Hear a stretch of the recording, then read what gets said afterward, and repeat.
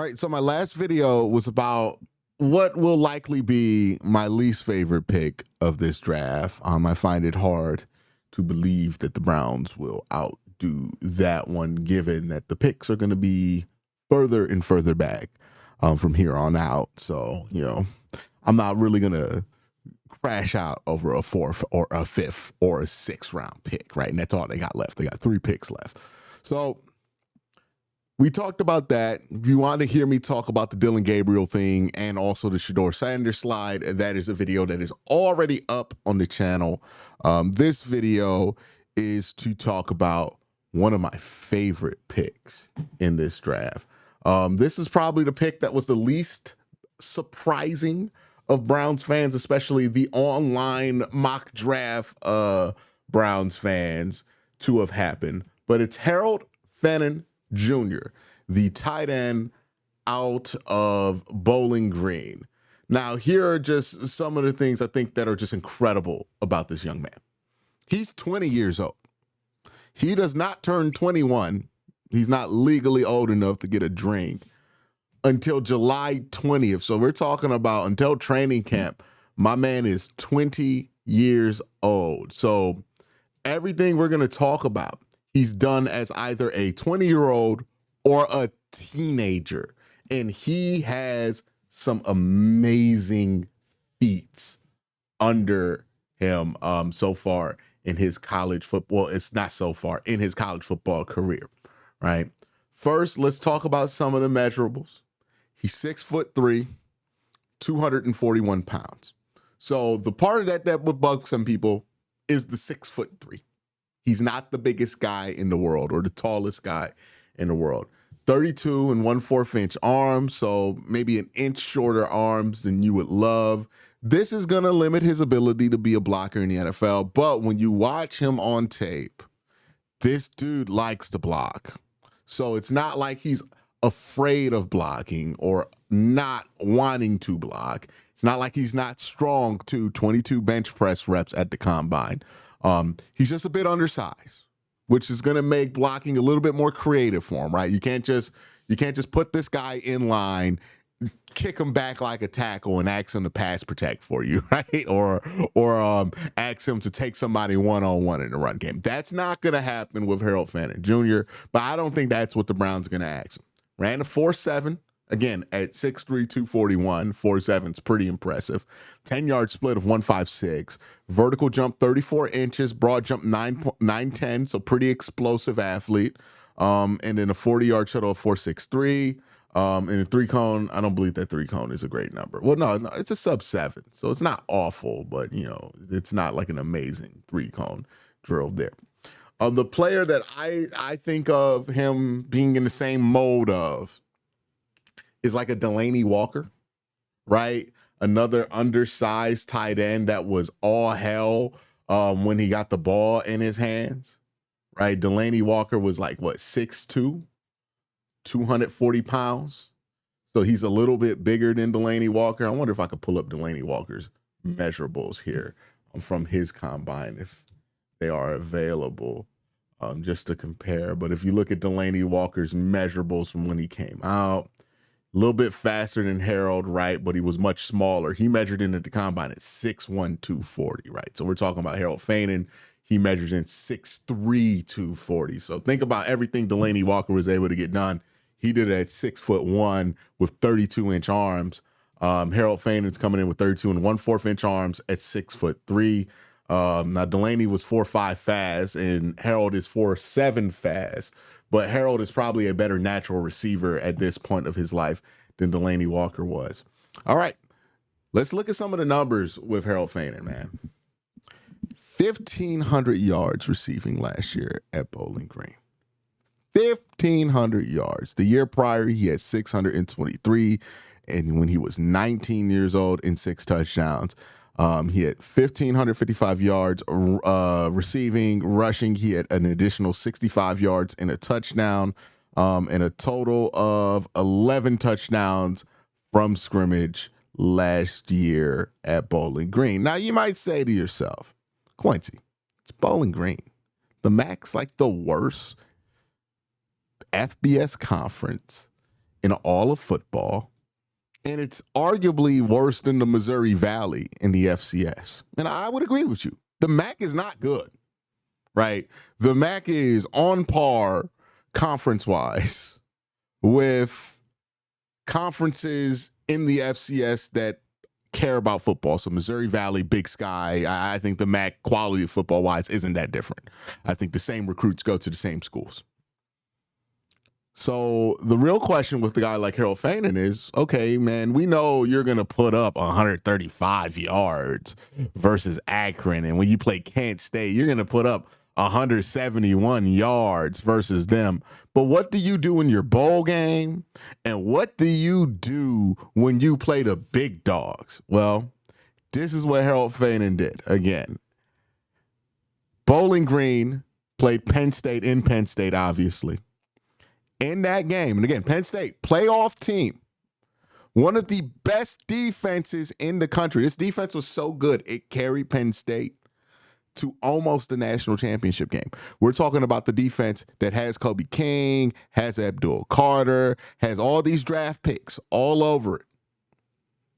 Great defense Penn State has. I think the second best defense in the country, maybe below Notre Dame.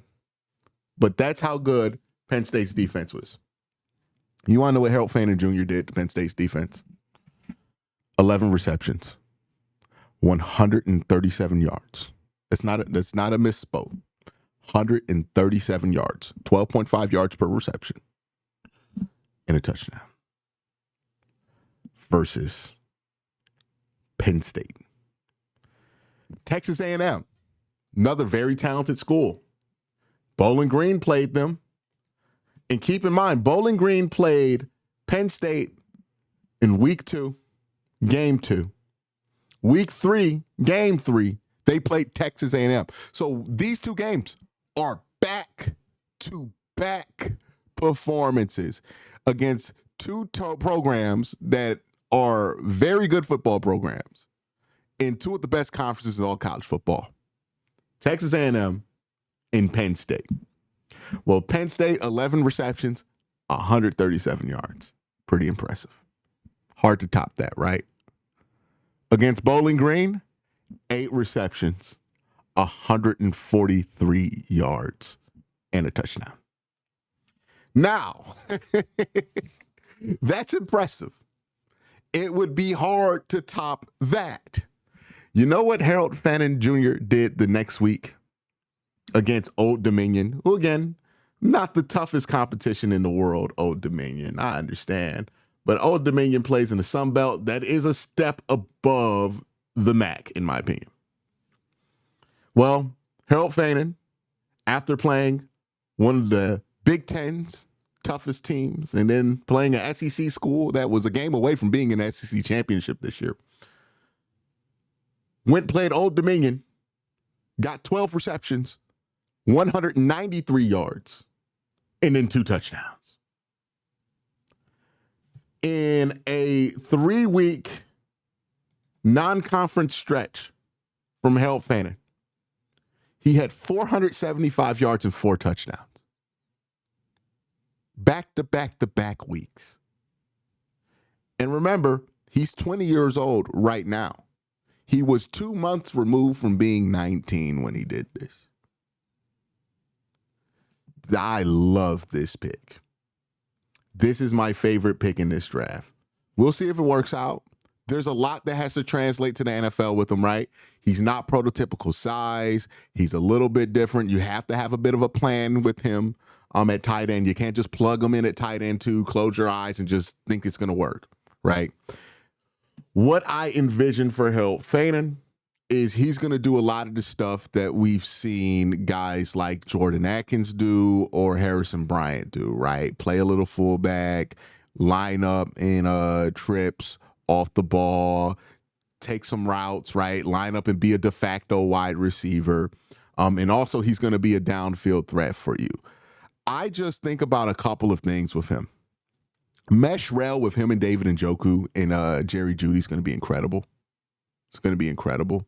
You could send him on the rail, David on one of the mesh routes, Jerry Jeudy on the other, and that's hell in man coverage.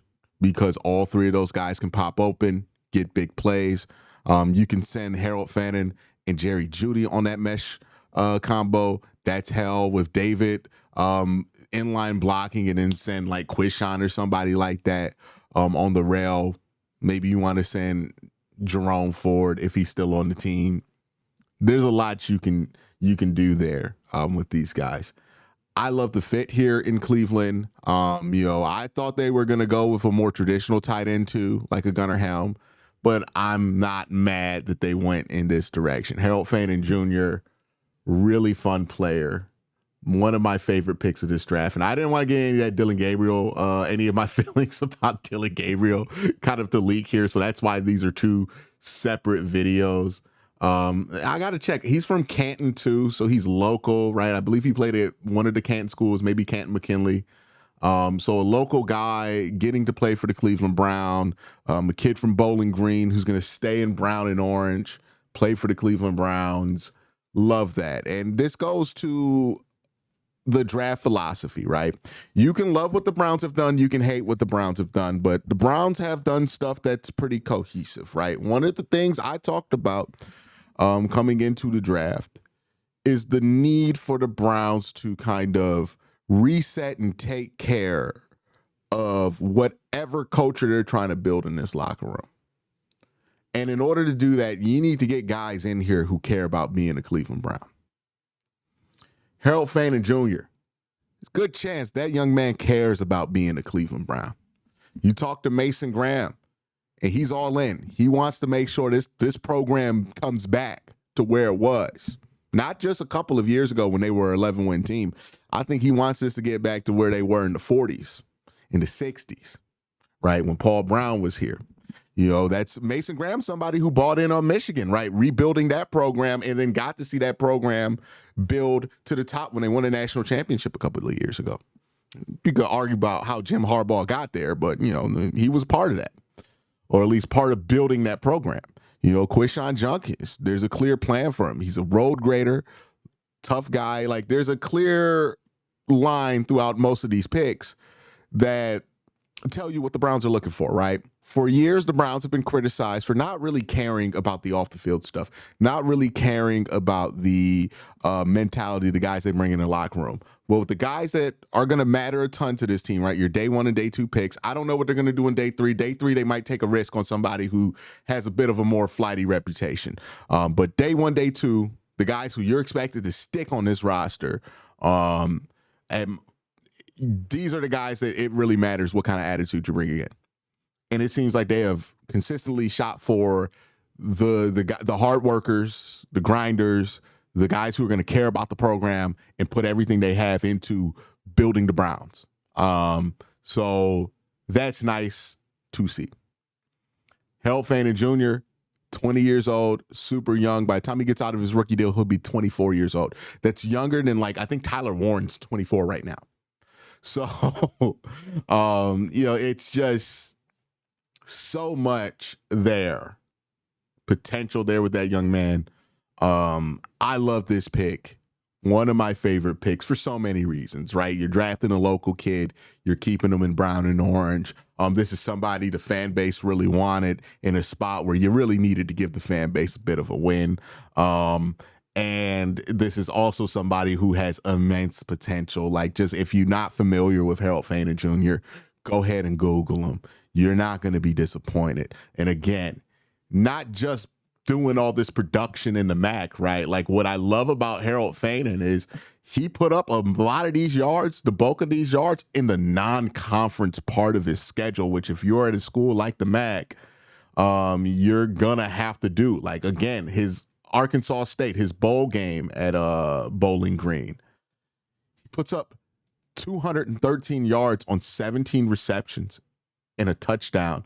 And I believe he had one on the ground too. 2 touchdowns. No, just one. Just one. Think about that. This isn't somebody who just balled out against some bad teams. He did this shit versus Penn State, Texas A&M, in his bowl game, in his non-conference schedule. He had one game under 50 yards. 2 games under 50 yards the whole season.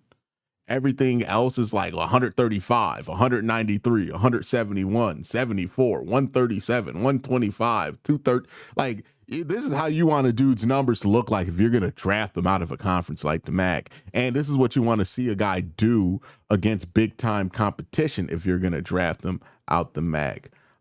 This is a fantastic pick. I'm excited for this. Want you guys to let me know down in the comment section below how you guys feel about this selection. Do you feel as strongly about it as I do? Did you want the Browns to go a different direction here at 67? I love this pick here. I think this is a fantastic pick. I'm excited to see what he does in the future. But y'all let me know in the comment section down below what you think. Have a great day. Have an even better night. Peace.